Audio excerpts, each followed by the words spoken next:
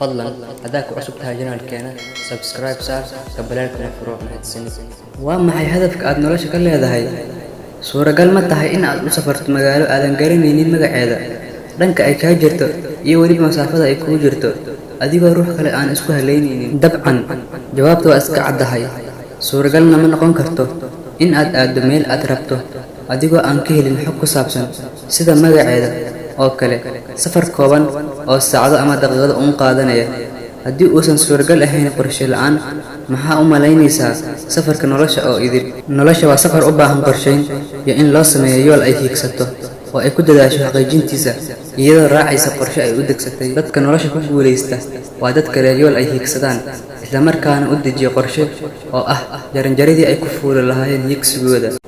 waxaa jira sidoo kale qof walba inuu xambaarsan yahay hadaf iyo yool kale oo uu hiigsanayo isla markaana ka damacsan yahay noloshiisa inta uu adduunkan dul joogo balse dadka badigooda hamigooda waxay ku keedsadaan uurkooda iyagoo aanan samaynaynin wax isku day ah markii uu ruux sidaa u noqdana hamigiisa oo idil wuxuu isku bedelayaa hawo iyo khiyaali aanan soo dhaafin uurkiisa isweydii maxaad ka damacsan tahay noloshaada dhow iyo tan fog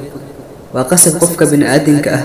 mar walba wuxuu hiigsanayaa isla markaana uu jecel yahay in uu gaaro balse waxa kala duwan sida ay u qaabilaan karoon gaaridda waxyaabaha ay hiigsanayaan dadka badinkooda ma lahan qorshe ay u dejiyeen ka mari dhalinta yoolka noloshooda waxay nolosha u qaabilaan habkii ay iyada u soo qaabisho halkii ay nafta xukumi lahaayeen ayaga ayay hoggaanka u haysaa taana waxay sababtaa in inta badan in ay qiimo beesho nolosha qofka haddaba maxaa u diida dadka badinkooda qorshe u dejinta hadafka noloshooda waxyaalaha ka hortaagan dadka badinkooda in ay qorsheeyaan noloshooda waa ay fara badan yihiin hase yeeshee waxaan ka xusi karaa qodobadan cabsi ay ka qabaan guuldaro iyo fashil ku yimaada qorshaha ay degsadaan liiditaan nafsadooda ay liidayaan iyagoo isku arka in aysan qorshe fulin karin faham darro muhiimadda ay leedahay qorshe u dejinta hadafka nolosha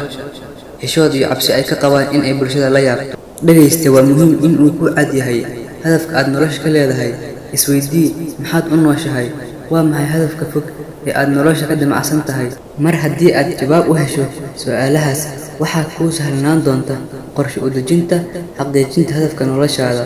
dareenka nolosha si aadan ugu dhicin xag nafsadaada oo u yar hadaf iyo yool ay hiigsato halkaas ayaan kusoo gabagaban doonaa mawduucani maanta wassalaamu calaykum waraxmatullaahi tacaala